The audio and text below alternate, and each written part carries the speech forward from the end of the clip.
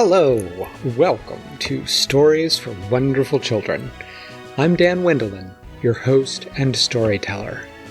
Tonight, Myra and her friends attempt to sneak into the library to find the clues they so desperately need as to the origin of the mysterious string demon in the forest.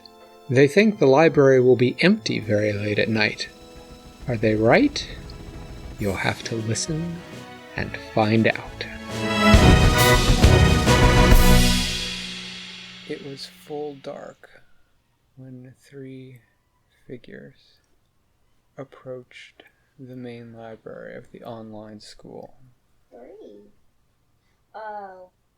Myra was very thankful that there was only a sliver of moon this evening, which gave them plenty of shadows to skulk in.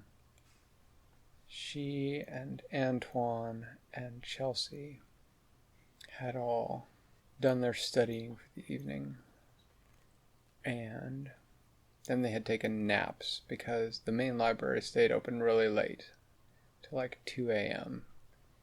And so if they wanted to minimize their chances of running into anyone, 3 a.m. was the time to go. They had spent the evening, before they had taken their naps, doing a little bit of planning. Myra had explained to them the layout and where the hidden trapdoor was, and Chelsea had spent the afternoon doing a little research on whether there were night security guards at the library, but had come back with good news that there were no night security guards in the library. I mean, why would you need security guards in a library? Antoine had come, though, with less good news. He said, the head librarian sleeps in the library. Who sleeps in the library? Or maybe doesn't sleep. She's rather a bit of a character. I've never run into her. Have any of you run into her? No, said Myra, I've never run into her. Well, apparently, said Antoine, no one's ever seen her leave the library. She's always there.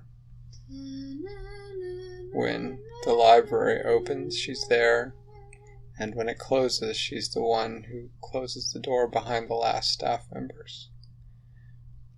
She usually only handles requests for really difficult to find or rare manuscripts, and so it's entirely likely that she may be in there.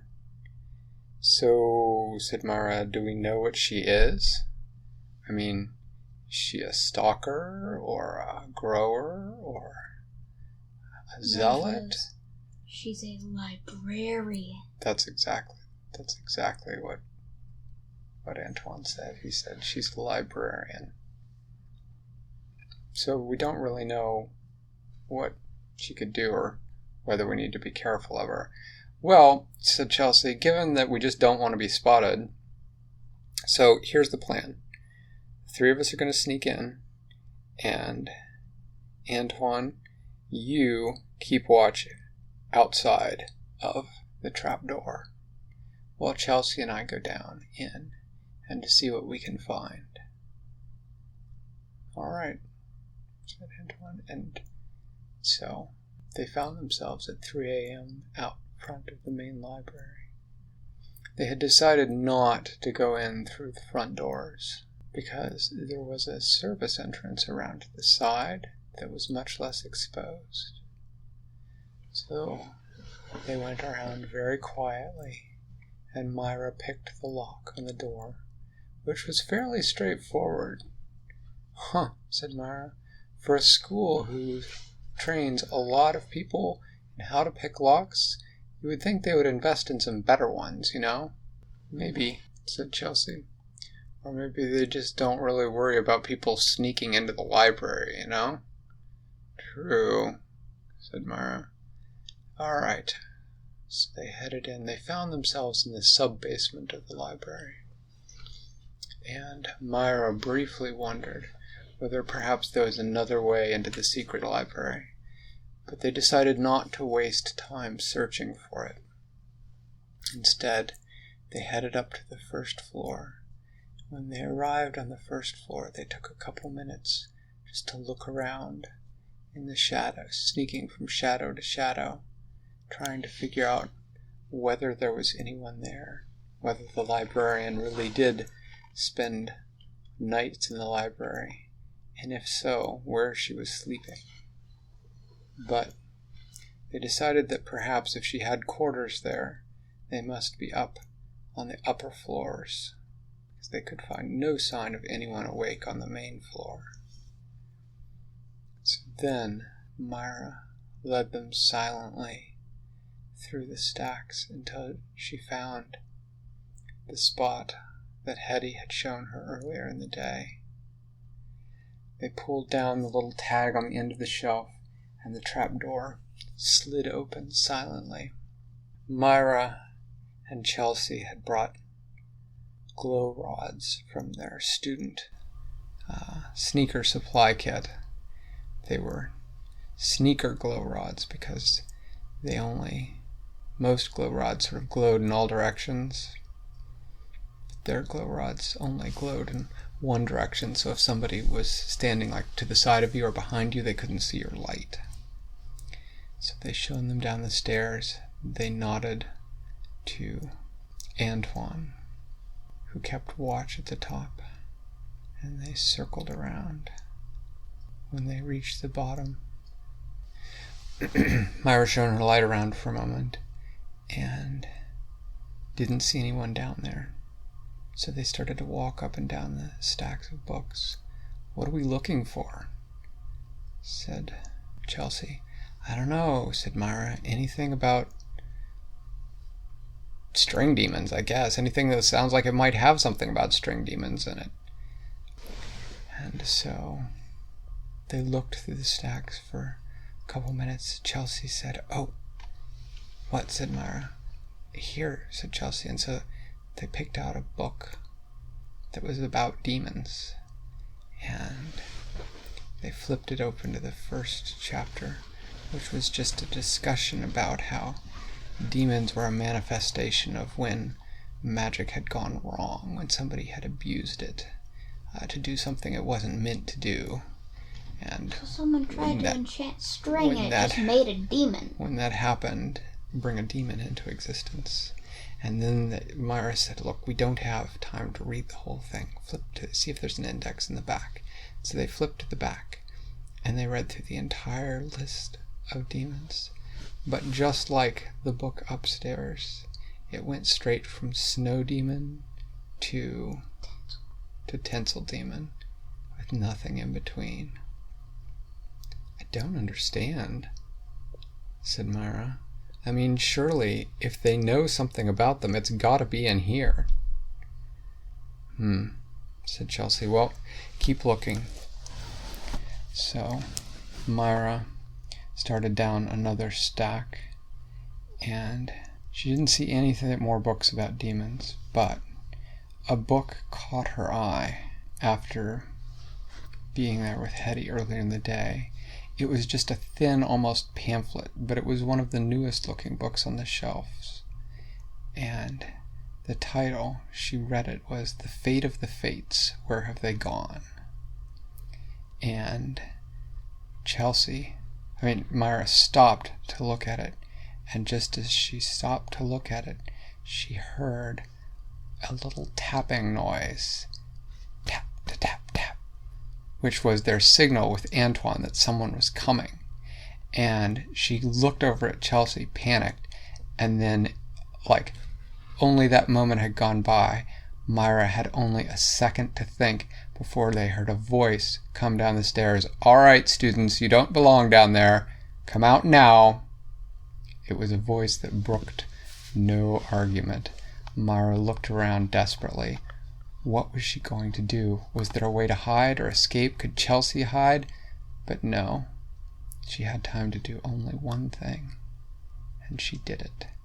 And then she and Chelsea followed the voice up the stairs. There, waiting at the top of the stairs, was Antoine, looking very much caught, and a very tall woman with long white hair and a very displeased expression. She looked at the three of them, glanced down the stairs, but did not go down to check. She simply closed her eyes for a minute and said, Yes, that's all of you. Now, she said, closing the trapdoor, what are you doing in my library after hours? And Myra said, Oh, I'm so sorry. And why were you in the zealot section? You shouldn't even know that exists. I think this is going to have to be brought up with the administrator. Your names, please. And so they gave her their names. Myra didn't know how, but she was 100% sure that this woman, this librarian, she had no doubt, would know if they had tried to tell her any names but the true ones. She said, Very well, you will be summoned to the administrator during decent office hours, and you will give a full account to him tomorrow. Do not let me find you in my library when you should not be here. Understood? Yes, ma'am, said Myra. And so the librarian led them out through the shelves and then opened the front door for them and said, You'll hear from the administrator. Do not let me find you here again when you're not supposed to be. Using the library is a privilege, and I promise you, no student would be graduating the online school without the ability to use my library. Are we clear? Yes, ma'am, they said in unison. And then they were standing outside the main doors of the library. Myra looked over at the clock tower. Only a half hour had passed since they had broken in. They made their way back towards the dorm. Great, said Antoine. So we all have to meet the administrator tomorrow?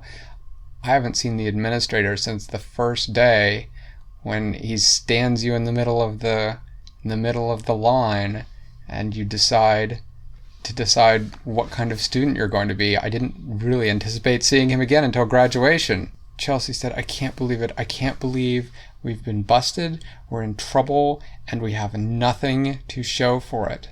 We learned nothing. Well, said Myra, I wouldn't say nothing.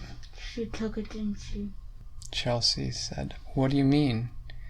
Myra said, Well, I didn't think I could get it past the librarian out of the library, but on our way out, when we go back tomorrow during real office hours, the book that I found called Fate of the Fates, Where Have They Gone? It's filed in the regular Stoxer section now. So we can just check it out. Oh, said Antoine, you are a genius. Well, I wouldn't go that far, said Myra, but maybe it'll be a clue. Maybe it'll give us a hint of where we're supposed to go next. But it's a hint you all will have to wait until tomorrow night to find out. Thanks for listening to Stories for Wonderful Children. I created today's show, but questions and running commentary were supplied by my children. The theme music was created by Brandon Thompson, and our wonderful logo was designed by Silas Swindlin. If you know someone who might enjoy the show, please tell them about it. Do you want more stories? You can now subscribe to the show and help pick a new story for me to tell every month.